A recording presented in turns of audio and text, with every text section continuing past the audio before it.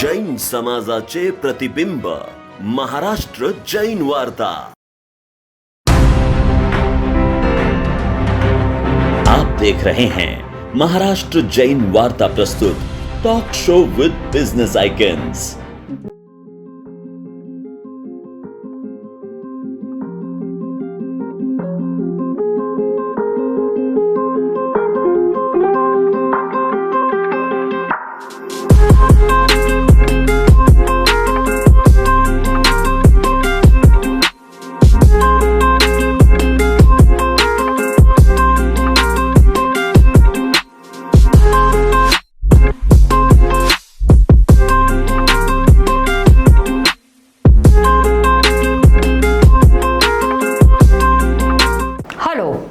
महाराष्ट्र जैन वार्ता प्रस्तुत business icon show में आपका स्वागत है। तो दुनिया में दो तरह के लोग होते हैं, एक जो इतिहास लिखते हैं और एक जो इतिहास बनाते हैं। तो आज हमारे साथ है ऐसे ही एक यंग, डायनामिक और एक बिजनेस एंटरप्रेन्योर जिन्होंने बहुत ही कम समय में अपना एक बहुत बड़ा नाम बनाया है और हाँ, इतिहास रचा है। तो अपने साथ है mister Kamlesh Kothari ji, director of Shri road lines and Lalchand transport. तो मिस्टर कमलेश कोठारी जी, मैं आपका स्वागत करती हूँ। जय जिनेंद्र। जय जिनेंद्र। तो सर, आप रिसेंटली कौन कौन से बिजनेस पर काम कर रहे हो? फिलहाल तो मैं काम कर रहा हूँ रोड लाइंस एंड ट्रांसपोर्ट के ऊपर। उसमें specifically focus to cement industry, cement transport के लिए मेरा काफ़ी फोकस है कि उस इंडस्ट्री में मैं काफ़ी अच्छे से काम कर रहा हूँ फिलहाल अभी। तो आपको इस बिजनेस की प्रेरणा कहाँ से मिली? मेरे को मेरे फैमिली से ही मिली, मेरी नानी के पास से मिली। मेरे को तो कोई इंटरेस्ट नहीं था ये बिज़नेस करने में, बट मेरे नानी ने मुझे कुछ सिखाया था कि ये किस बात की शर्म है, ट्रांसपोर्ट लाइन में तुझे बिज़नेस करने के लिए लाइफ में कहीं पे तू किधर भी फेल नहीं हो सकता। तो उस वजह से फिर मैंने ज्वाइन किया, मेरा फैमिली बिजनेस ज्वाइन किया ट्रांसपोर्ट। फिर उसके अंदर मैं न्यू टेक्नोलॉजी उसको अपग्रेड करते गया, समझते गए कि आज की रिक्वायरमेंट क्या है मार्केट में, कंपनी उसको रिक्वायरमेंट क्या क्या है क्या नहीं है, वो हिसाब से मैं अपग्रेड करते गया, हर चीज़ को समझते गया। समझते समझते मैं सारी सीमेंट कंपनियों को टेक ओवर कैच करना चालू कर दिया, लॉजिस्टिक्स को मिलना चालू कर दिया, उनके प्रॉब्लम समझने लग गया। उसके हिसाब से मैं अपग्रेड करते गया अपने आप को। लाइक GPRS लगाना है, टाइम टू सर्विस देना है, उनको जो कमिट किया है उसके पहले ही उनको पहुँचाना है, यही मेरा काम है। सर्विस के अंदर, आज सर्विस सीमेंट के अंदर हर एक को टाइम का एक लिमिट होता है, तो वो टाइम लिमिट के पहले ही उनको सर्विस देना, कस्टमर सेटिस्फेक्शन, ये सब चीज़ें देखना, यही मेरा काम था, जो इंडस्ट्री में मिलता नहीं था सीमेंट ट्रांसपोर्ट्स में। तो वो मैं अपग्रेड करते गया लाइफ में। बढ़िया है। बिजनेस के तौर पर आपकी प्रायोरिटीज़ कौन सी है? ट्रांसपोर्ट सर्विसेज मेरी सबसे पहली प्रायोरिटी है कि ना बोलना मुझे पसंद नहीं है। हर चीज़ जो भी मैंने काम को हाँ बोला है वो बिफोर टाइम ही होना चाहिए, यही मेरी प्रायोरिटी सबसे ज़्यादा है बिज़नेस के अंदर। जो कमिट किया है, कस्टमर फर्स्ट, कस्टमर सेटिस्फेक्शन ये सबसे पहला प्रायोरिटी है मेरा, कि जो मैंने कमिटमेंट दिया है वो कमिटमेंट फॉलो होना चाहिए।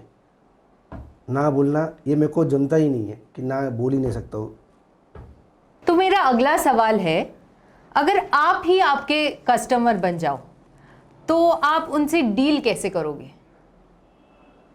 मेरा एक ही प्रिंसिपल है, पहले कुछ सर्विस लेने से पहले या देने से पहले खुद एक अच्छा खरीदार बनूं, उसके बाद मैं अच्छा एक बिजनेसमैन बन पाऊँगा। इसके लिए सबसे पहले मुझे अच्छा खरीदार बनना है, उसके बाद ही मैं अच्छा बिजनेसमैन बन पाऊँगा। तो सर, आपके सक्सेसफुल बिजनेसमैन बनने का राज क्या है? Serving customer with happiness and satisfaction. तो सर, मेरा अगला सवाल है आपके फैमिली की तरफ। आप इतना बड़ा बिजनेस संभालते हो और मतलब आप अपने फैमिली को टाइम कैसे दे पाते हो? बिजनेस तो नो डाउट बड़ा है, मेरे फैमिली का ही मुझे सपोर्ट है, इसके वजह से ही मैं आज इतना बिजनेस कर पा रहा हूँ और उनको टाइम दे पा रहा हूँ। जैसे भी मैं मेरा बिजनेस करते करते कुछ संडे छुट्टी आती है या कुछ आता है, तो मेरे लिए वो गोल्डन पीरियड रहता है, जब मैं मेरे फैमिली को पूरा गेट टुगेदर हमारा होता है या हम लोग घूमने जाते हैं, फैमिली टूर्स लेके जाते हैं, बस वही टाइम में दे सकता हूँ। बाकी ये सब कुछ जो भी हुआ आज मैं मेरे फैमिली के सपोर्ट के वजह से हूँ, नो डाउट। तो सर, मेरा अगला सवाल है, आप अपने आप को 5 साल में कहाँ पर देखना चाहते हो? नो डाउट बिजनेस तो मेरे को करना ही है और वो बढ़ते ही जाने वाला है, पर मेरे कुछ गोल्स है, कुछ अचीवमेंट्स है जो अभी तक बाकी है, वो एक बार मुकाम तक मैं पहुंच जाऊँ, उसके बाद साथ साथ मुझे एक चैरिटेबल ट्रस्ट भी ओपन करना है। उससे मैं मेरे समाज के लिए कुछ काम करना चाहता हूँ। वो चैरिटेबल ट्रस्ट के थ्रू मैं समाज को कुछ देना है, वो मैं एक काम करूँगा। आपके इस बिजनेस लाइफ में ऐसी कोई एडवाइस जो आप शेयर करना चाहेंगे? ज़रूर।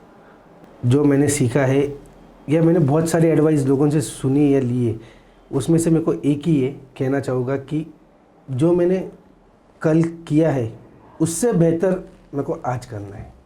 ये ट्रांसपोर्ट का बिजनेस थोड़ा कॉम्प्लिकेटेड लगता है, तो आप इसे कैसे हैंडल करते हो?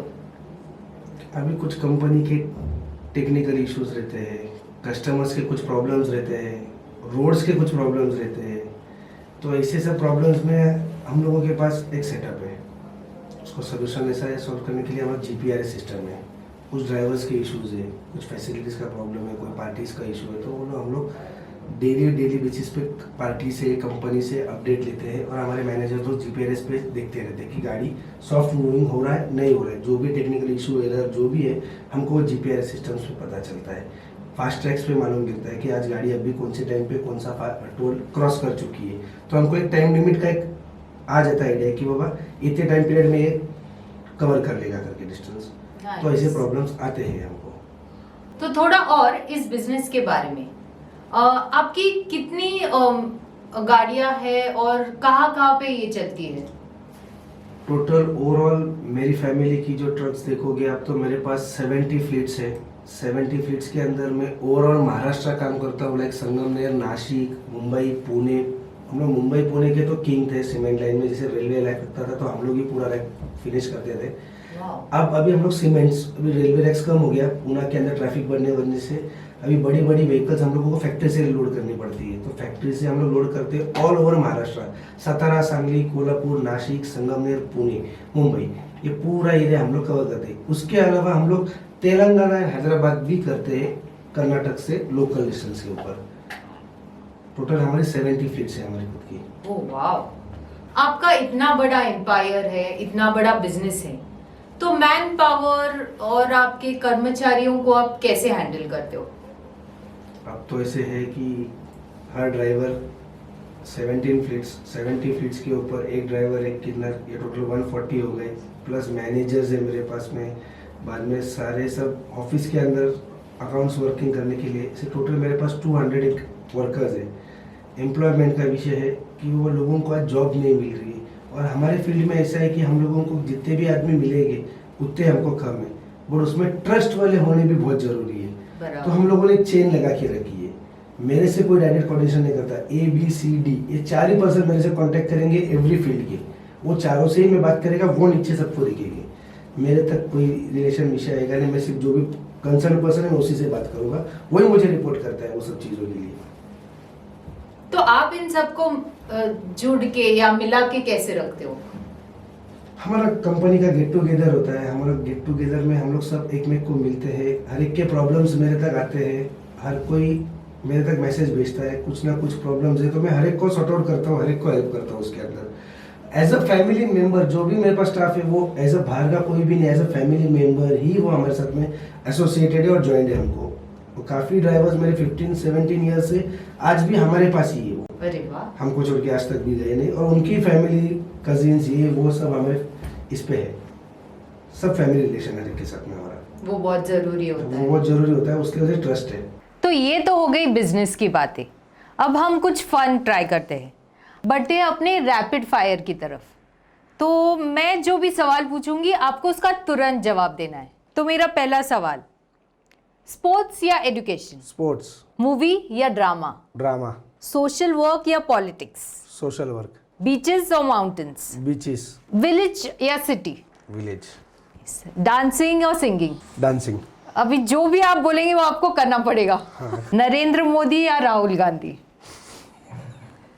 नरेंद्र मोदी। टीवी या रेडियो? टीवी। नेचर या हिस्टोरिकल? नेचर।